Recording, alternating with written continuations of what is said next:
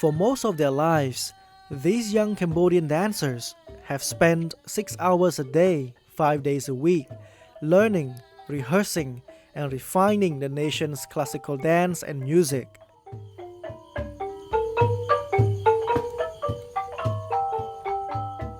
Born and trained near Cambodia's iconic 12th century temple of Angkor Wat, these sacred dancers of Angkor pray and meditate every day.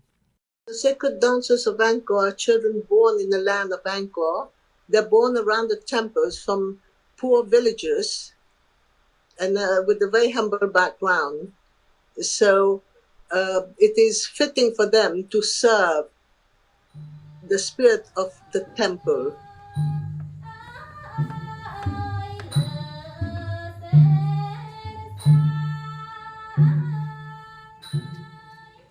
Ravin Karet Coxon created the Prahriam Bopatevi Dance School in 2007.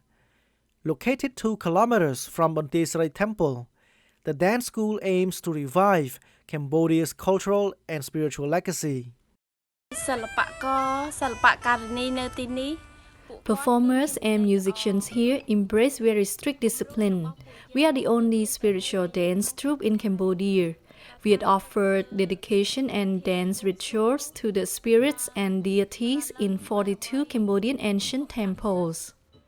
Due to the COVID-19 pandemic, the dance troupe lost its only source of income, which came from its twice-weekly performances in Siem Reap, the city nearest the Angkor Wat Temple complex.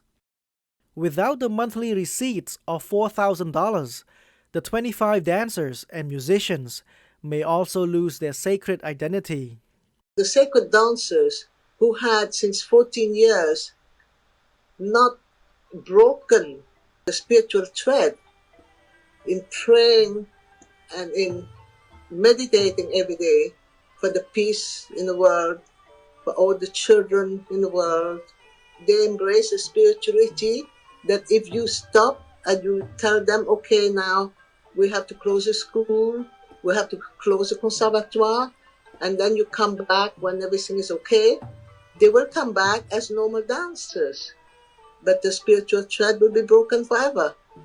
Karet Coxon moved to Europe in 1970, 5 years before the communist Khmer Rouge regime took over Cambodia and killed some 1.7 million people in the late 1970s. Among those murdered were most of the country's artists, musicians, dancers, and educated Cambodians. The regime's savagery put Cambodia at risk of cultural extinction. Karet Coxon first returned to Cambodia in 1992 and 2 years later founded the British charity, the Ngin Karet Foundation for Cambodia.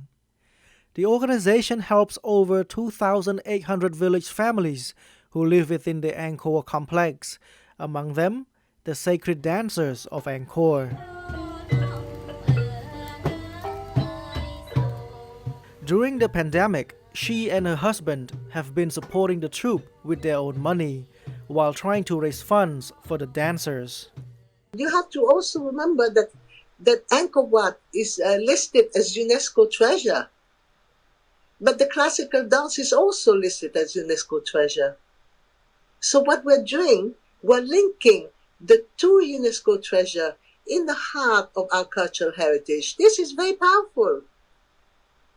If I could find 4,000 persons who would give $1 a month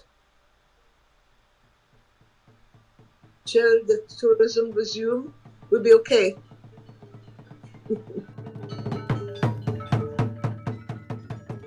Chatra Chap for VOA News, Washington.